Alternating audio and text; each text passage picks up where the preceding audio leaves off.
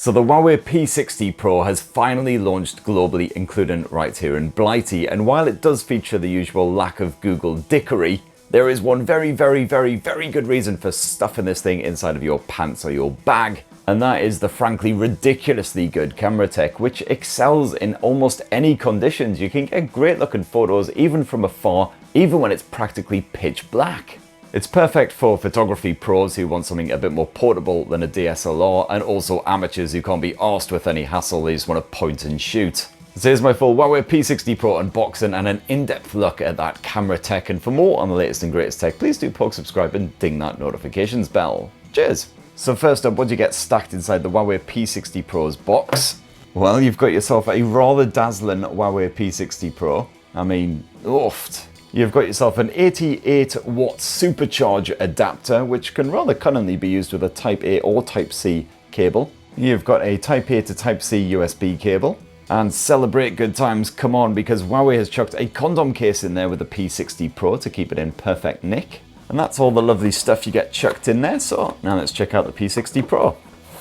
So the design of the Huawei P60 Pro is undeniably premium. It's got that 200-gram flagship phone heft. The design quite similar to last year's P50 Pro, with that screen that just curves ever so slightly around the edges, and suitably piddly bezels surrounding that mighty 6.67-inch panel. Huawei has kindly slapped a pre-installed screen protector on the P60 Pro, and then beneath that you've got a layer of Kunlun glass, hopefully I'm saying that right, kind of similar to Gorilla Glass, a little bit tougher just to hopefully avoid shattering if you fumble and drop the bugger.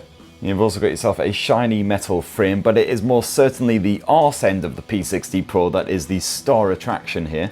This right here is the Rococo Pearl version. It's certainly a bit of a stunner. If you really want people to stare at you as you strut down the street, well, this'll do the job. And apparently every single one of these Rococo Pearl phones has a unique pattern on the back, so no two are the same.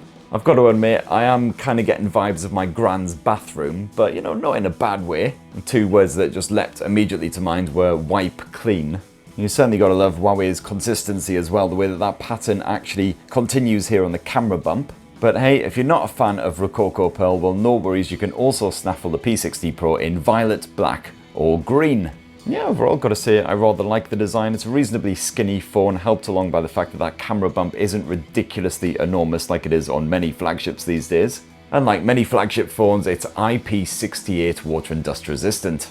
Now, if you've bothered at all to follow Huawei related news in the last 5 or 6 years, you'll know that these phones do come with a bit of a handicap, that handicap being the complete lack of Google services. So there's no Google Play Store for downloading apps, there's no Google apps whatsoever, no Gmail, no Google Chrome, etc. No YouTube either, which is a bit of a bugger. Instead, you'll have to use the likes of Huawei's own app gallery, which does have an increasingly better selection every time I review a Huawei smartphone, although there are still some massive gaps. In fact, quite often you will have to revert to the Petal search option instead, which allows you to download APK files for a lot of the more popular apps. So you can install the likes of Netflix, Disney+, Spotify.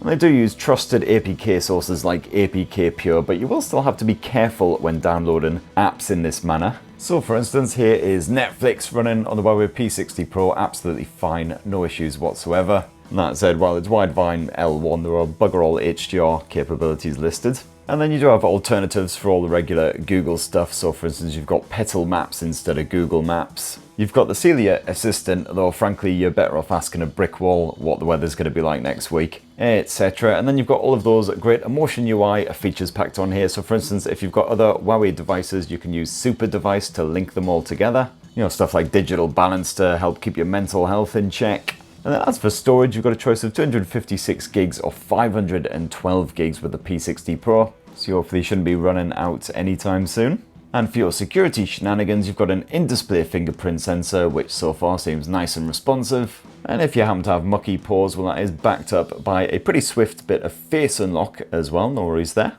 And what can I say about that 6.67-inch OLED display, other than the fact that, like most flagship phones these days, it is absolute eye candy.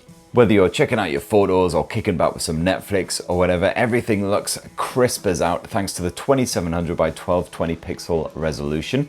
You dive into the display settings, the color mode is set to normal, but you can swap that out to vivid if you want more poppy, slap you in the face tones. And this is LTP or screen tech as well, so the refresh rate actually scales all the way down to 1 Hz and all the way up to 120 Hz to match whatever you're up to. Boost that brightness and you can clearly see what's going on the P60 Pro's display, even if you're shooting with the camera with some proper full-on sun glare going on. And the Huawei P60 Pro also boasts a ridiculously good pair of stereo speakers. They will blast your face to bits on the maximum volume. Proper decent audio quality as well, no tinniness, and a respectable balance between the top and bottom speakers. Then you got Bluetooth 5.2 streaming support, that seems to work fine. No Dolby Atmos action or anything like that though. Now sadly, unlike most flagship rivals, the Huawei P60 Pro isn't powered by Qualcomm's Snapdragon 8 Gen 2, it's actually the 8 Plus Gen 1 from last year. And thanks to all the US bad times, you don't even have the full capabilities of that chipset either. So for instance, there's no 5G support here on the P60 Pro, it does top off at LTE. But that older tech backed by 8 gigs of RAM here on my review model has still been performing perfectly. No real jitters or stumbles at all to speak of, and you've got that creamy smooth 120Hz refresh rate as well. And you've certainly got more than enough grunt to run my favourite game on Huawei's app gallery, the incomparable Twerk Battle. Certainly the most PC mobile game that I've played in recent times. That's it, dodge the vegetables, eat the chocolates, build that booty baby, and then smash! Oh, almost got it to the end. As for the battery tech, well, Huawei has somehow managed to cram a 4,815 mAh capacity battery inside of the P60 Pro. That has blown up quite considerably from last year's model. Shouldn't say blow up when I'm talking about batteries, it's not done a Samsung Galaxy Note 7. And certainly the results are fantastic. The battery life of the P60 Pro is brilliant. I was using that camera almost non-stop yesterday, shooting lots of video, capturing lots and lots of photos, and that battery didn't get anywhere near close to draining. And if you do find you need a top up before the end of the day for any reason, well, no worries. You've got 88 watt supercharge support, so you can fully power this thing in the morning when you get up, just as you're brushing your teeth, having a shave, crying into your cereal at the thought of another day of existence. And you've also got some really bloody nippy 50 watt wireless charging support too, so banana-rama. But yes, the real highlight of the Huawei P60 Pro is definitely around back, and I'm not talking about that Rococo action. Now the primary shooter slapped around back is a 48 megapixel effort with optical image stabilization.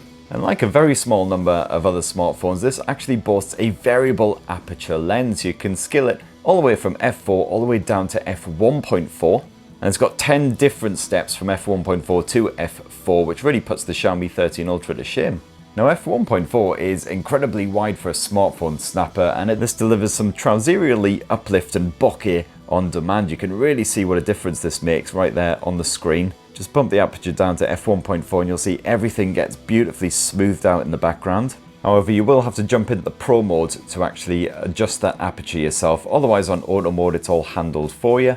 And on full auto mode, the Huawei P60 Pro does spaff out some stunning looking shots. You've got all of the usual AI shenanigans which can boost colors and highlight textures for specific subjects, which is especially noticeable when there's any kind of greenery involved in your snaps. Definitely knock off that Master AI mode if you prefer more realistic results, but I've got to say I rather liked the poppy outcome, which wasn't too severe at all.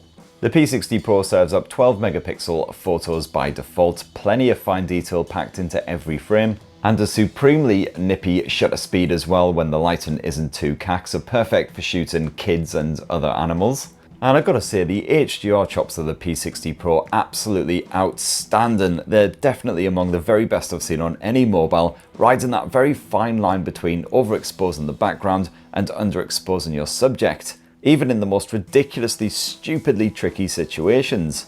This goat fella, or whatever he is, there's no way you should be able to see this much detail on the lad, right down to individual hairs. But like many flagship phones these days, the Huawei P60 Pro is all about that low light photography as well. And I certainly found that, again, in HDR style situations at night, the P60 Pro coped admirably. And while there is a certain amount of grain and noise introduced once the lighting gets really low, this thing is still impressive compared with many rivals. It can practically see in the dark. On the back end of the Huawei P60 Pro, you'll also find a 13 megapixel ultra wide angle shooter, which is fairly bog standard, but does the job if you want a more funky bit of framing or you just want to fit more into your photo. But the real treat is that 48 megapixel telephoto shooter, again with optical image stabilization, which is now better than ever in low light. I've got to say, results were impressive enough during the day. You can shoot an animal, a kid, whatever, from afar without interrupting them, disturbing them, so you can capture them going about their natural business. And things only start to look a little bit murky once you hit around the sort of 30 to 40 times zoom level. But even in low light, the P60 Pro could capture impressively crisp snaps from a distance with some pretty accurate color tones. And because the P60 Pro is so quick at capturing snaps, your subject doesn't even have to be completely still for the photo to look crispy and gorgeous. Oh, and there's also an obligatory telemacro mode, so you can shoot up close snaps without getting right in your subject's face. And plenty of other camera modes stuffed onto the P60 Pro, including a portrait mode. There's also a dedicated night mode, which to be honest I rarely touched because the general auto mode was so good in low light, but this does offer a longer exposure shot if you've got steady hands, just to brighten things up a wee bit more. There is actually an aperture mode as well, which you can use if you don't want to dive into the full-on Pro mode, but I usually just stuck with Pro. And plenty of other gubbins tucked away in there as well, usual AR shenanigans, bit of high-res action, although you don't need that to crop into your shots because you've got the telephoto. Now swap to video mode and you can shoot 1080p videos, 720p, otherwise 4K as well at either 30 frames per second or 60 FPS, but there's no 8K option.